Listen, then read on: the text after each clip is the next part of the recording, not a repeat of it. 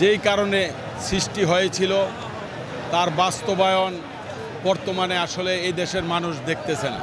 এই দেশের মানুষ দেখতেছে না। স্বৈরাচারী ফ্যাসিস্ট শেখ হাসিনার আমলে যা হয়েছিল ধীরে ধীরে দেশ মনে সেদিকে আবার চলে যাচ্ছে, এই দেশের মানুষ তাই মনে করতেছে।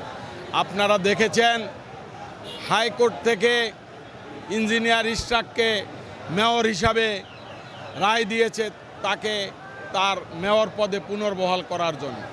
কিন্তু এই ফ্যাসিস্ট বর্তমান এরা ফ্যাসিস্টের মতো কিছু কাজ করতেছে যা এদেশের মানুষের হৃদয়ে রক্তক্ষরণ শুরু হয়ে গেছে।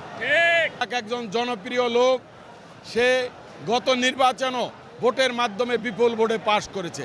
এটা হাইকোর্ট উপলব্ধি করতে পেরেই তাকে পুনর্বহাল করার জন্য ঘোষণা দিয়েছিল, গেজেটও জারি হয়েছে।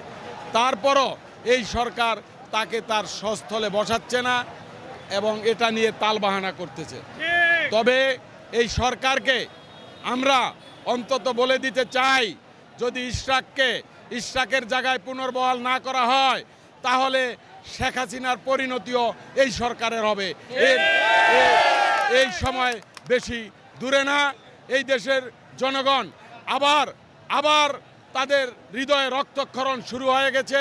তাই আমি আশা করব এই সরকারের শুভবুদ্ধির উদয় হবে এবং ইশরাককে যথার্থভাবে তার জায়গায় বসানোর জন্য অবিলম্বে হুকুম দিবে এবং বিজ্ঞপ্তি দিবে। যেই একটা নতুন দল গঠন হয়েছে এনসিপি আসলে সরকারের মদদেই চলতেছে। এই এনসিপি যখন সেই ডিবির গুন্ডা হারুন এই নেতাদেরকে ধরে নিয়ে গিয়েছিল, তারা কিন্তু তখন আত্মসমর্পণ করেছিল। এই দেশের জনগণ, বিএনপি সহ সাধারণ জনগণ কিন্তু আত্মসমর্পণ করে নেয়। তাই 5 আগস্ট আমরা পেয়েছি। তার নেপথ্যে ছিল আমাদের কোটি কোটি মানুষের হৃদয়ের স্পন্দন, আমাদের প্রাণপ্রিয় নেতা তারেক রহমানের কারণেই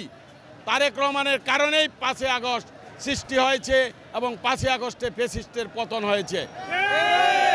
এই সরকারের ভিতরে কিছু উপদেষ্টা আছেন যারা আশা করেন সেই ফ্যাসিস্ট হাসিনার মতো অনেক দিন ক্ষমতায় থাকবেন। তবে এদেশের জনগণ তা হতে দেবে না, এটা তারা জানে না।